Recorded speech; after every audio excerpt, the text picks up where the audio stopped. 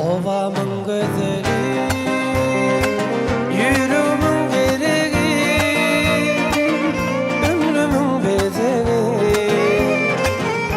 Odan sen dünya,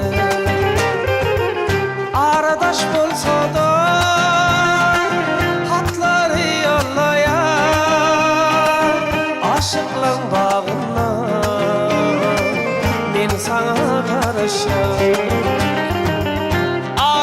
Bolsa da yar hatları yollayan, aşıklığın bağına men sana karışım.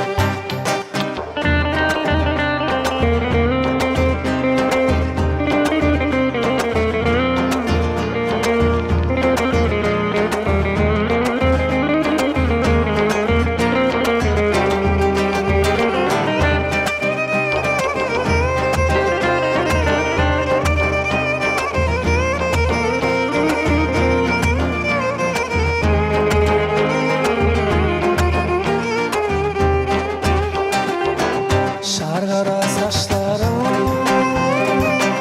Gürkünü gürk bir yer Yay kimin taşlarım Aklım huşum mal ya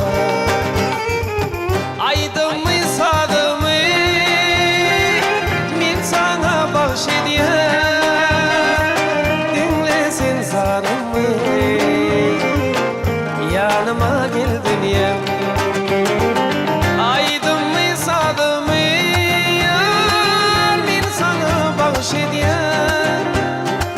Dinlesin zarımı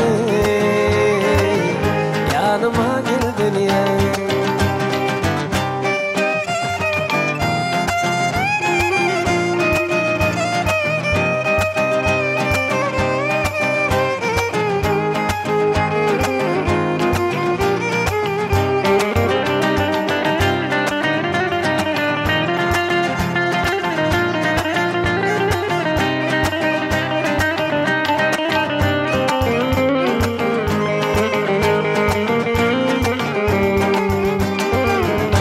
Aşığın sözünü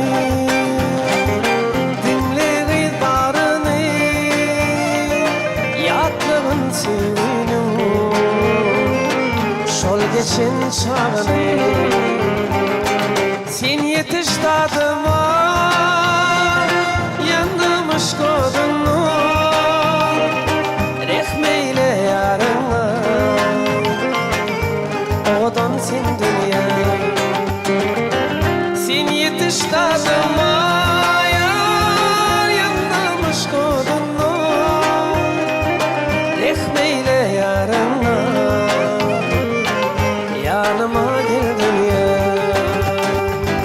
Aradaş bolsa da yar hatları yollayan Aşıklığın bağına men sana karışım